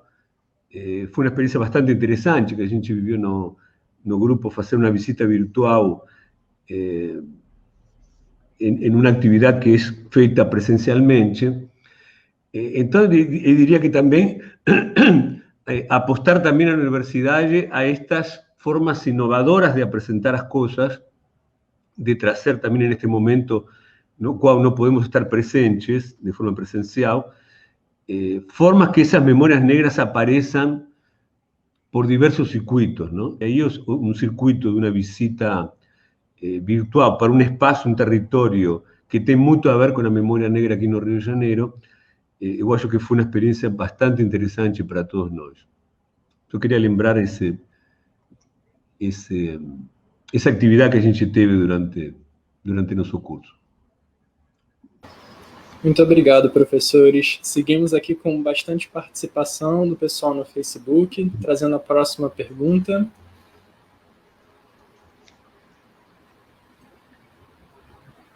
E a pergunta é do Anderson Andrade. Ele diz o seguinte: boa noite a todos. Professores, gostaria de saber um pouco mais sobre como vocês articulam memória, espaço e patrimônio. Eu acho que a gente já falou um pouquinho disso, né? Assim, nas outras conversas, né? Assim, como a questão de patrimônio está indissociavelmente ligada à questão de espaço, né? E como a questão de espaço é uma questão de territorialidade, né? Nessa época aí da pandemia, né? Eu comecei um trabalho com um grupo de antropólogos.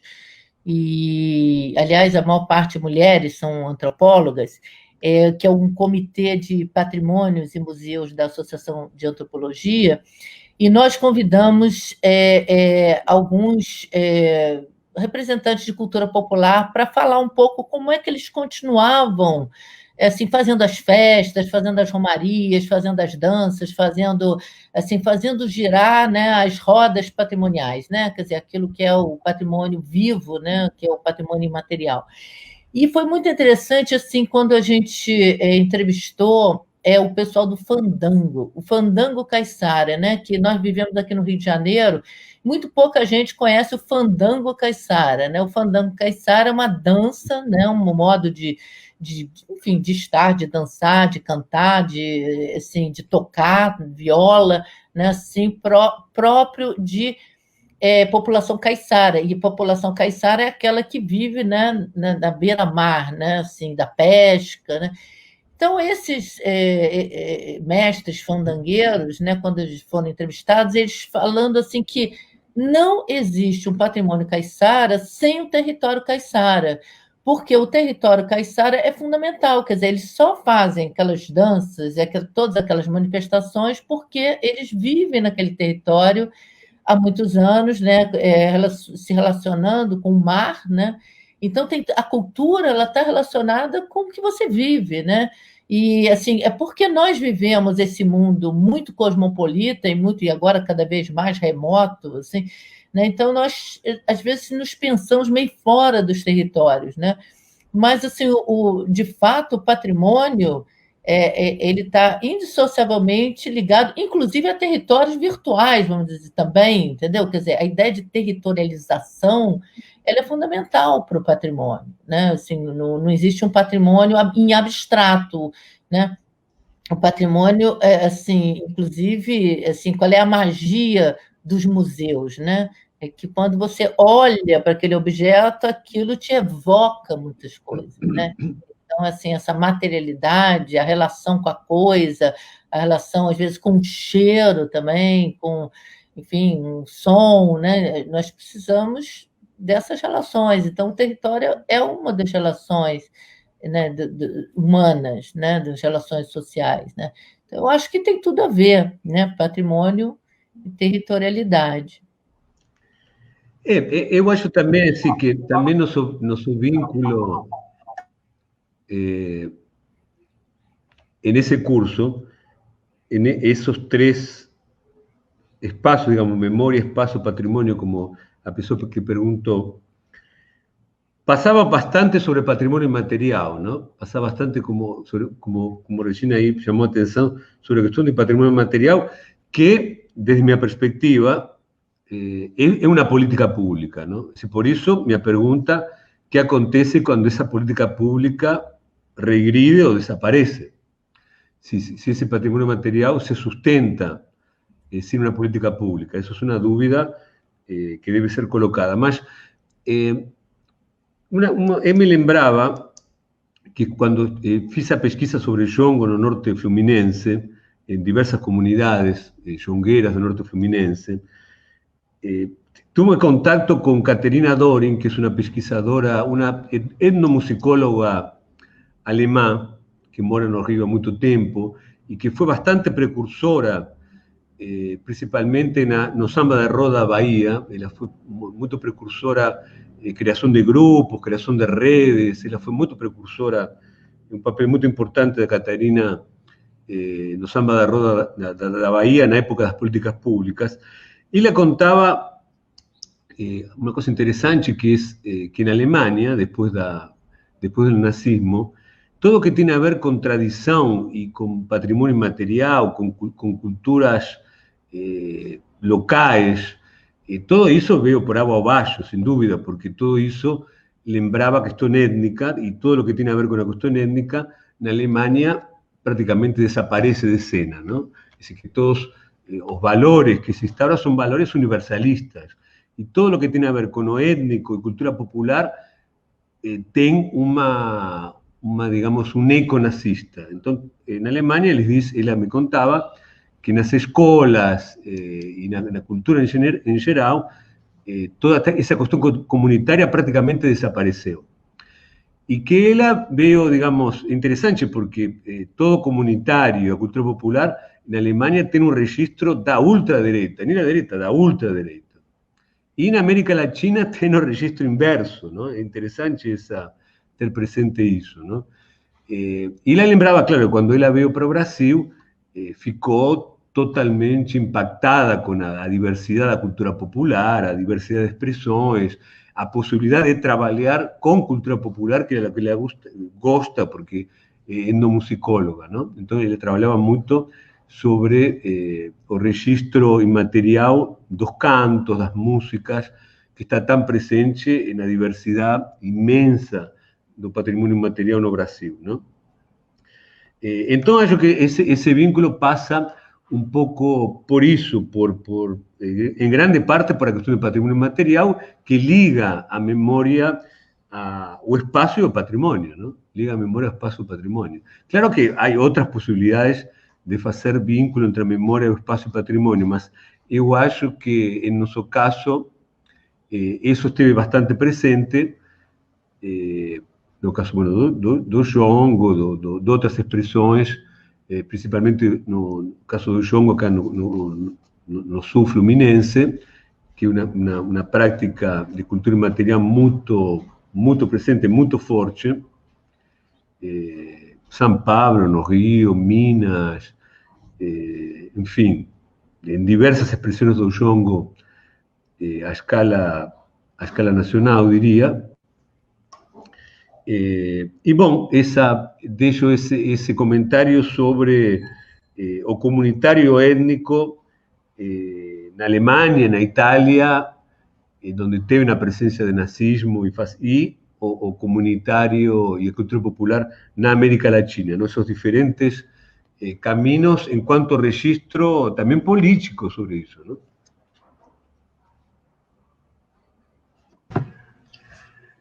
Nós temos mais uma pergunta do Flávio Leal, que está aí conectado com a gente. Ele pergunta assim: poderíamos pensar na memória social como metodologia, como um processo de estudos? Bem, Flávio é um colega muito querido, né, que professor da faculdade de curso de arquivologia e que também passou pelo nosso curso de memória social.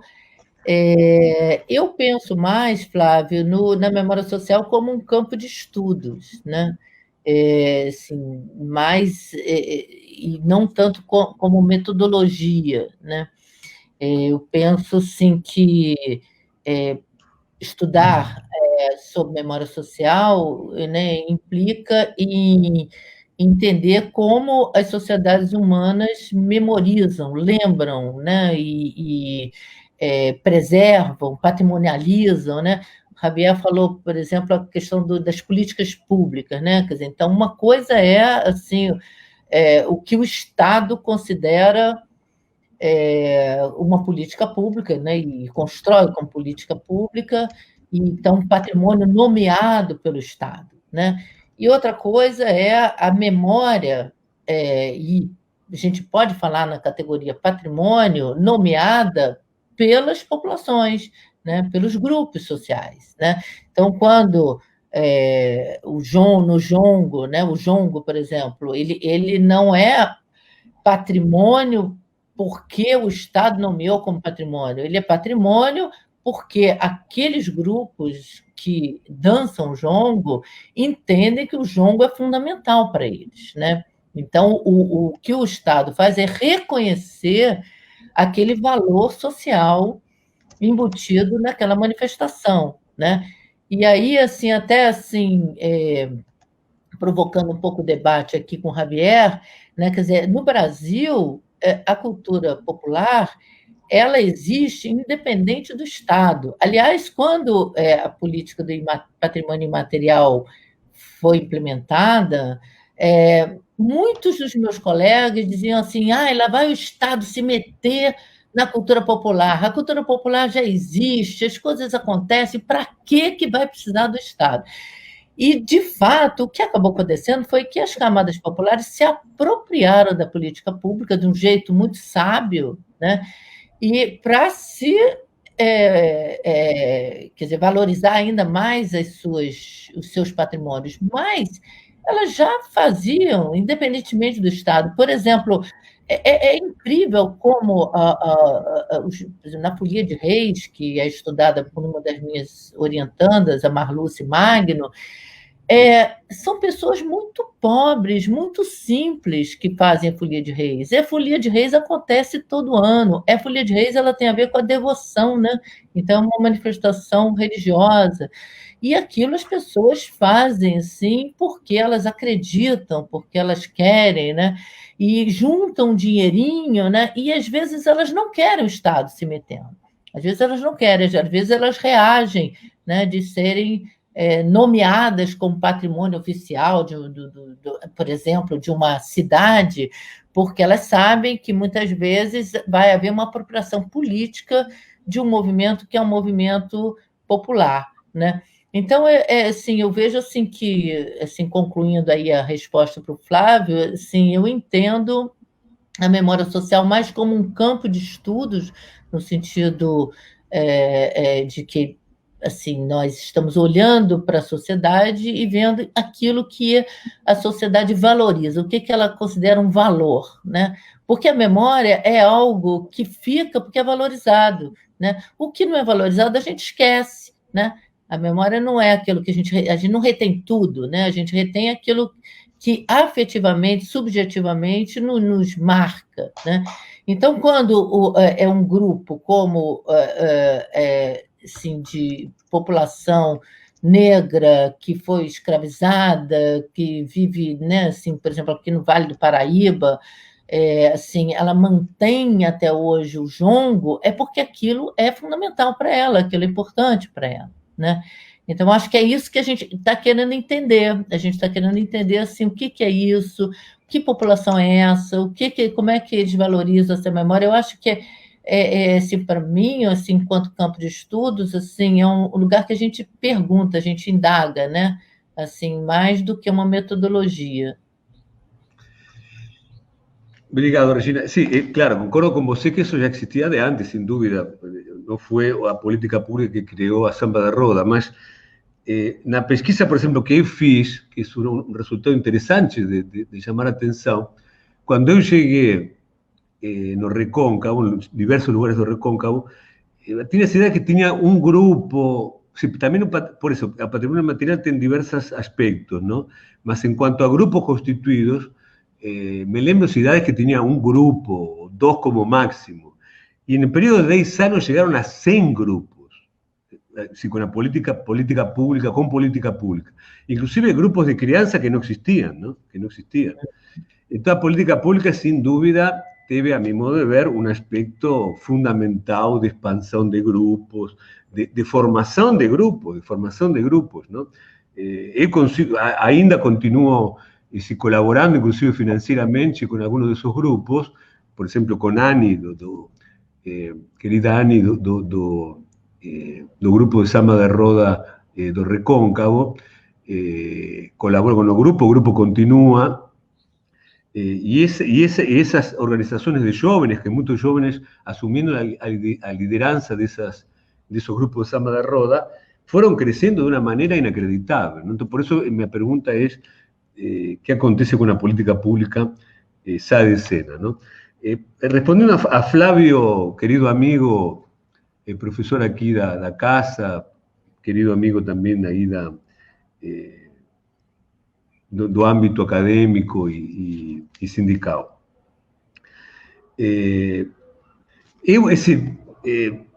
Sobre o tema do grupo, da memória política enquanto metodologia, eu particularmente uso bastante como metodologia. Enquanto a ideia de grupos de memória, fundamentalmente. A ideia de grupos de memória de Holbach, que é um clássico da memória social, que a gente usa muito, y yo uso Holbach no tanto últimamente como una referencia teórica, sino mucho más como metodología, en el sentido de que los grupos, las tesis, las disertaciones, nos cuales tenemos como referencia para el trabajo de campo, principalmente como grupos de memoria, o sea, grupos que vivieron una experiencia en común, bueno, los ejemplos pueden ser muchos, mas un grupo que vive una experiencia común se constituye como un grupo de memoria, segundo a teoría de Holbach, y por tanto, cuando montamos a metodología para hacer la pesquisa, esos grupos de memoria pueden ser muchos y estar presentes en la propia pesquisa, ¿no? En ese sentido, particularmente concordo con Flavio, que utilizar la memoria social en cuanto a metodologías, en cuanto a presencia de grupos de memoria, ¿no? De grupos de memoria na pesquisa. Y en ese sentido, nunca es un grupo de memoria, sino siempre son varios que tienen a ver con el tema, son diferentes experiencias en común sobre una misma cuestión, ¿no? Bom, era eso, era un poco... un otro aspecto siguiente que estaba esqueciendo. Inclusive quería traer, por suerte Flavio trouxe ese tema, ¿no? Que bom que nós, en cuanto profesores, no compartilhamos de esos grupos de memoria con los alumnos, ¿no? Y a veces los alumnos también no compartilhan, ¿no? A veces sí, a veces no. Entonces, que esos grupos de memoria siempre pasan pela mediación de una interpretación, ¿no? Entonces, ahí el papel de la memoria social, dos alumnos y las disertaciones y los trabajos, como una interpretación de esos discursos sobre la memoria, ¿no? Porque siempre hay una mediación, nosa en cuanto participantes o no, y como profesores que muy difícilmente participamos de los mismos grupos de memoria que están siendo colocados en cada disertación. Imaginen, en el caso de Regina, que tiene muchos orientandos, en mi caso también, son muchos grupos de memoria y muchos temas con relación a memoria, no cual tenemos así una relación más próxima, muy pocos, ¿no? Muy pocos. Es casi imposible tener un contacto directo con todos esos grupos de memoria que los alumnos tracen en sus pesquisas, ¿no? Entonces, nuestra colaboración es principalmente la montaje de esa pesquisa y la interpretación de esas informaciones, ¿no? de esas narrativas, de esas memorias, de esas marcas de memoria. Era eso. Obrigado, Flávio. Obrigado, professor. Caminhando agora para o encerramento, temos uma reflexão do professor Sérgio, que fala o seguinte: a memória, em processo de construção e reconstrução, configura inevitavelmente em relações de poder e contrapoder. Como refletir sobre essa configuração hoje em uma sociedade reificada por ideologias abjetas, nefastas, que quer a todo tempo sufocar o imaginário crítico dos grupos minoritários? Territórios e patrimônios, perdão, professora, só concluindo aqui, territórios e patrimônios precisam ser ressignificados para não corroborar com essas configurações de poder. Como refletir sobre isso? Enfim, agradeço aí a participação do Sérgio, também nosso colega aí do programa de memória, e também no Departamento de Ciências Sociais, né, no qual estou lotada, ele também. E eu acho que nós comentamos sobre isso, né, assim, quando nós falamos a questão da disputa de narrativas, né. Agora, eu queria, assim, aproveitar essa questão do Sérgio para dizer, assim, que eu acho que nós temos que nos pensar na universidade, né, assim, tanto professores quanto alunos, né, que nós estamos num lugar muito privilegiado, sabe? Num lugar muito importante, um lugar que pode fazer muitas coisas, né? Então, muitas vezes a gente pensa nas pesquisas, teorias, né, os debates, salas de aula, mas eu acho que a universidade é muito mais do que isso, né? Claro que as pesquisas, sala de aula é maravilhoso, é ótimo, mas eu acho que nós temos uma inserção e uma responsabilidade em termos de relações sociais na sociedade que a gente vive, né? E principalmente nesse entorno, né, onde a gente está trabalhando, né, assim, vivendo, né? Então, assim, essa questão do Sérgio me evoca, assim, a questão da relação aí com esse campo aí da cidade que a gente está vivendo, que hoje vai, inclusive, escolher aí o seu prefeito, né? Assim, estamos aí numa época de eleições, né? Assim, e o quanto que nós temos um trabalho a fazer, né, assim, de não ficar no encastelamento, né, assim, eu acho que a universidade tem que ser uma universidade fora dos muros, né, não ficar, eu acho que, de algum modo, a questão do remoto, esse funcionamento remoto está nos abrindo também, né, porque hoje, assim, tudo que a gente faz é muito mais público, né, as aulas são públicas, assim, é claro que tem um limite de quem usa a internet, quem não usa e tudo isso, mas, assim, eu acho que a gente tem muito mais circulação, né, abertura do que apenas ali no campus, né? E eu acho que nós temos aí uma responsabilidade em relação ao Rio de Janeiro, né? A cidade do Rio de Janeiro, que é uma cidade que tem sofrido, assim, problemas de várias ordens, né? Que tem estado, assim, politicamente, assim, num lugar terrível, né? Assim, com uma sucessão de governantes, de desgovernantes, né?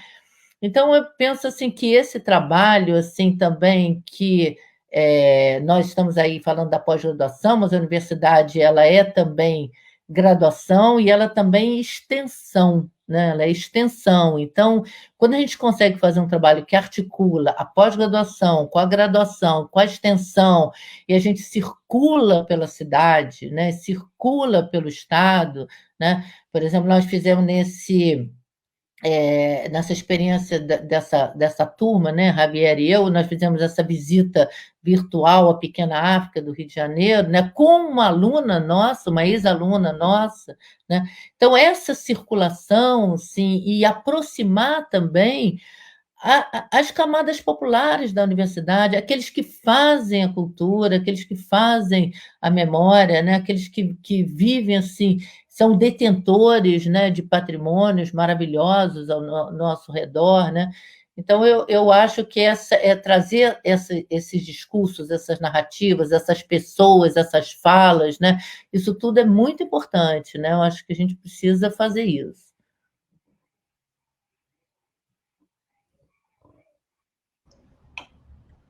Sí, concordo mucho con la Regina, con esa respuesta para o Sérgio, por colega da linha, amigo nosso, sobre esse tema como a memória social se já reconfigura um pouco, não?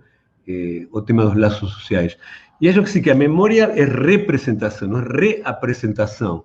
E nesse sentido, sem dúvida, está atrelada a dinâmicas de poder, não? Como se reapresenta, como isso volta para o presente, não? Essa questão da temporalidade, não? Como volta como trazemos isso para o presente novamente. E aí, claro, depende muito da criatividade e das formas técnicas que temos disponíveis, e Sérgio faz isso muito bem no campo da fotografia, as formas técnicas que temos disponíveis para reconfigurar essas memórias, não? Para reconfigurar. A vezes temos êxito, a vezes não, mas temos muito presente, aí na direção que Regina respondeu, de cada vez más nos aproximarnos a esos grupos que vivieron esa experiencia, ¿no? No en el sentido de un retorno administrativo burocrático, ¿no? Un retorno administrativo burocrático en el sentido de, bueno, entregar, que a veces ni siquiera hizo, ¿no? Por eso muchas comunidades a veces reclaman, bueno, que a pessoa faz pesquisa, acabó, y ni siquiera eles obtêm esa disertación final a veces, ¿no? Ahora eso está mudando bastante. Mas también hacer partícipe a propia comunidad, a propio grupo de memoria, de ese resultado de esa pesquisa, ¿no? Que eles son parte de eso, porque es una representación de cómo eles voltan con esa memoria, ¿no?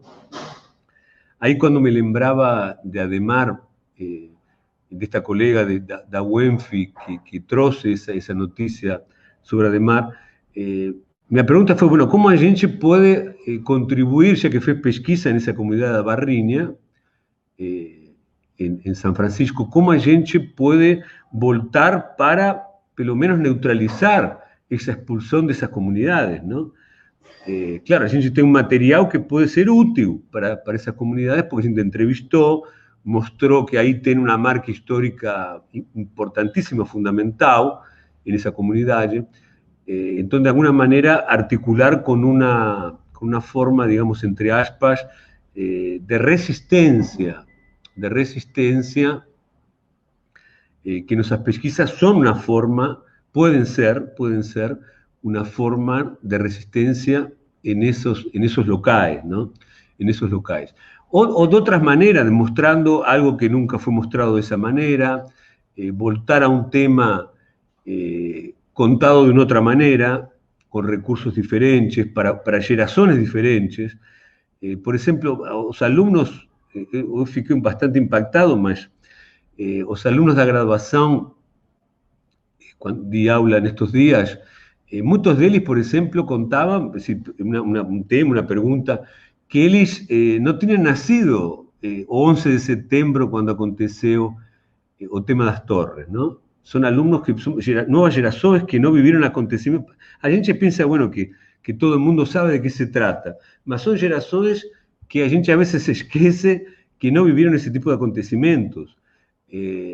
Não viveram, claro, el golpe militar, mas também não viveram acontecimentos mais recentes.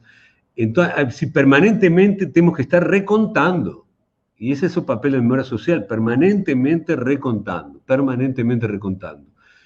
¿Por quê? Porque são novas gerações que vão ter acesso a essas narrativas, a esses aspectos da história do país, do passado do país, que somos nós que estamos fazendo esse hilo de alguma maneira, não para gabarnos dessa posição, mas concordando com o que a Regina diz, que temos um papel muito importante, muito além da universidade, muito além, que já não é pouca coisa, transmissão de conhecimentos, mas transmissão de conhecimentos também entre gerações, não? Entre gerações. E Sérgio, claro, com suas pesquisas nesse campo da estética, da fotografia, também contribui muito para recontar, ¿no? Para recontar de outras maneiras, de formas visuais, de formas estéticas, esse passado comunitário, nacional, regional, enfim. É isso. Muito obrigado, professor. Bom, vamos caminhando para o fim de mais uma conversa online. Eu queria agradecer muito quem participou com a gente pelo Facebook, aos nossos convidados pelas falas super instigantes e por terem aceitado os convites. E gostaria de abrir o espaço para, se os professores quiserem fazer algumas considerações finais, se despedirem, por favor, fiquem à vontade.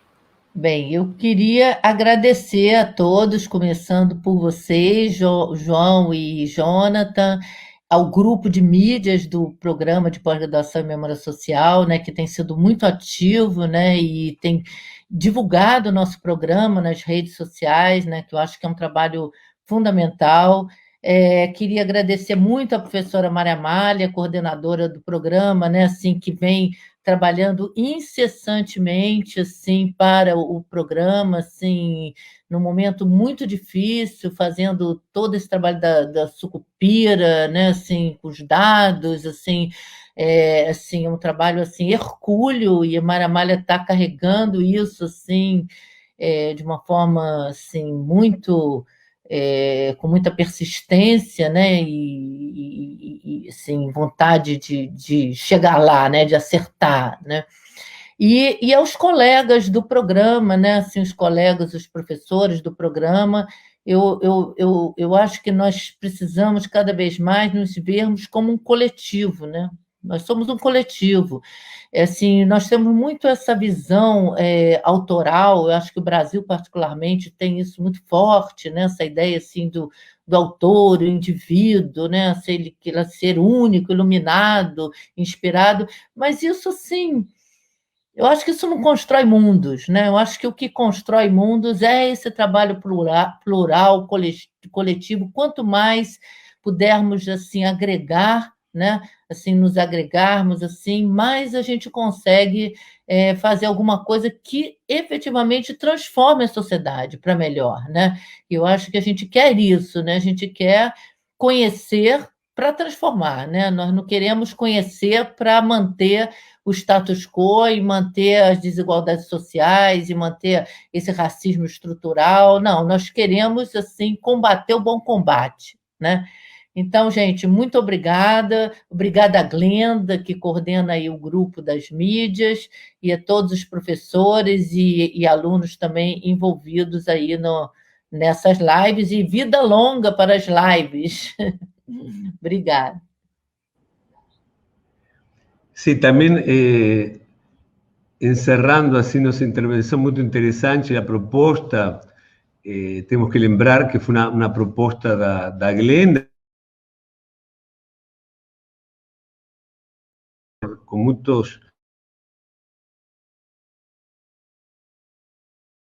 os programas que a gente está tendo e vai continuar tendo, como um registro desse intercâmbio entre os professores, e as linhas, ¿no? Que às vezes com essa dinâmica presencial tão intensa, a vezes a gente não tinha tempo de fazer o que a gente está fazendo agora, não? Então agora também foi uma possibilidade dessas linhas dar um tempo y se repensar en esa relación con las otras y con los temas que estamos trabajando, ¿no? Edelaine mandó un mensaje, querida Edelaine, que es de nuestra línea también, falando un poco sobre ese tema de la transmisión, ¿no? La memoria como un desafío de transmisión. También agradecer, claro, a María Amália, que con gran esfuerzo está elevando esa coordinación del programa de forma virtual, que es muy compleja, porque imaginen todos esos materiales circulando de una forma virtual, dificulta, multiplica problemas.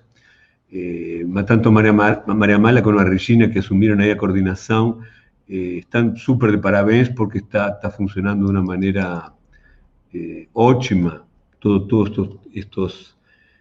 Estas tramitaciones de defensa de tesis, todo está aconteciendo de forma virtual y todos pasamos por problemas, por dificultades domésticas, familiares, en momentos realmente muy difíciles, y también no dejar pasar, yo diría, a pandemia en branco, ¿no? Quería concluir un poco con eso. Fue una experiencia, está siendo una experiencia muy fuerte en muchos sentidos, y no dejar, si van a aparecer memorias sobre la pandemia, ¿no? sin duda vamos a tener alumnos, candidatos que van a trazer ese tema, ¿no? Porque es un tema que tiene muchas dimensiones, muchos desafíos, que trouxe muchos malestares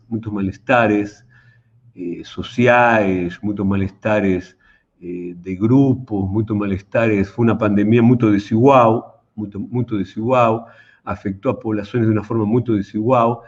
Y tenemos, claro, que construir una historia de esa pandemia porque muestran aspectos da cultura do país, aspectos da reacción dos grupos. Tiene muchas dimensiones a pandemia, ¿no?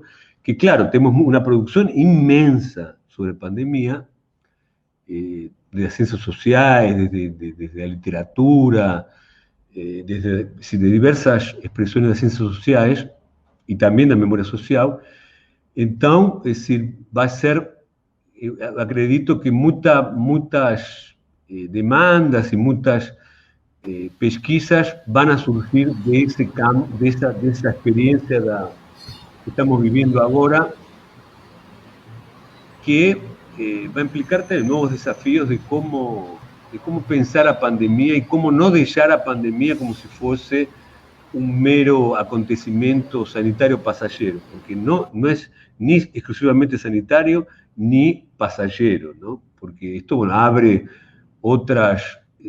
otro tipo de desajustes, como falaba Bruno Latour, de desajustes ecológicos en grande escala. Esto es una manifestación de desajustes mucho mayores, que esto no es poco más.